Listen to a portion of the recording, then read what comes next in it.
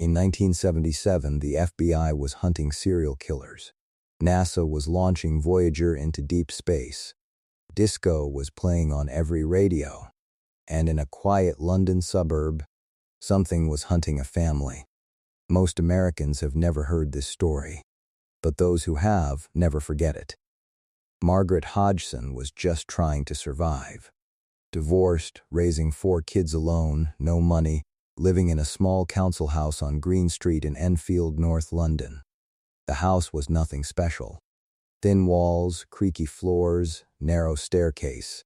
The kind of house where you hear everything. She was about to hear things she'd spend the rest of her life trying to explain.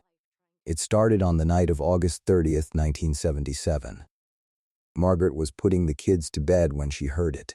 A shuffling sound. Coming from the boys' room, she went upstairs.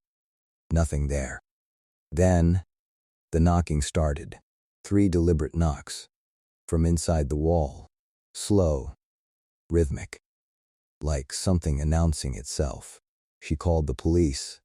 A female officer responded, walked through the house, found nothing unusual. She was about to leave when a chair slid 4 feet across the floor, on its own. No one near it, no vibration, no explanation. The officer stood frozen. Then she did the only thing she could do. She wrote it in her report and walked out. Over the next few days, things escalated fast. Doors slammed with enough force to crack frames. Toys flew off shelves. Drawers launched themselves across rooms. The family started sleeping together, too afraid to be alone. And then, Janet changed. Janet was 11 years old. Small, quiet, ordinary. But something began using her. Her eyes would go distant. Her body would go rigid. And then, from somewhere deep inside her chest came a voice that had no business coming out of a little girl. Low. Gravelly. Ancient. It called itself Bill. Said it had lived in the house before the Hodgsons. Said it had died there. Said it wasn't leaving. Word spread. The Society for Psychical Research sent investigators. Journalists from the Daily Mirror arrived with cameras. Parapsychologists flew in. The house on Green Street became the most watched building in England.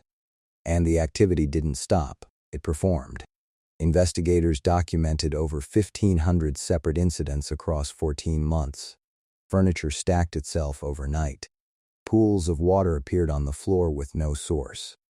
Janet was photographed mid-air, levitating above her mattress, eyes closed, arms at her sides, body completely rigid. One researcher said it was the most extraordinary thing he had ever witnessed in 30 years of investigation. But not everyone was convinced. Skeptics pointed out that Janet was once caught bending spoons herself, that she and her brother were filmed bouncing on the beds, possibly faking levitation, that children, especially traumatized ones, are remarkable performers.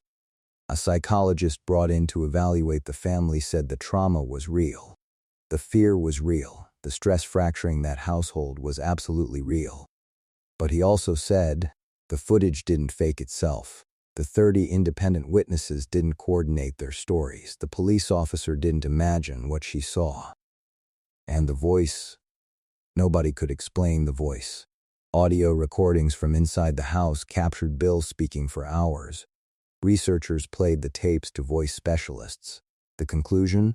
The sounds were being produced by forcing air through falsely vibrated vocal cords, painful to sustain for more than a few seconds. Janet sustained it for hours. She was 11 years old. By late 1978, the activity began fading. Slowly at first, then completely. The Hodgsons eventually left Green Street. And just like that, silence. As if whatever had been there got what it came for. The house still stands today. Families have lived there since. Most report nothing. But former investigators who spent nights inside that house refuse to go back. Not because of what they can't explain, because of what they can. Was it a poltergeist, a desperate child unconsciously manifesting supernatural phenomena under unbearable stress? A 14-month hoax carried out flawlessly by an 11-year-old with no motive? A mass hallucination shared by journalists, police officers, and scientists simultaneously? Decades later, nobody agrees. Every answer creates 3 more questions. The Enfield poltergeist doesn't ask you to believe in the supernatural. It just asks you to sit with something uncomfortable. That sometimes reality doesn't have a clean explanation. That sometimes the most qualified people in the room walk away with no answers. That sometimes a knocking on the wall at night is exactly what it sounds like. Something on the other side, letting you know it's there.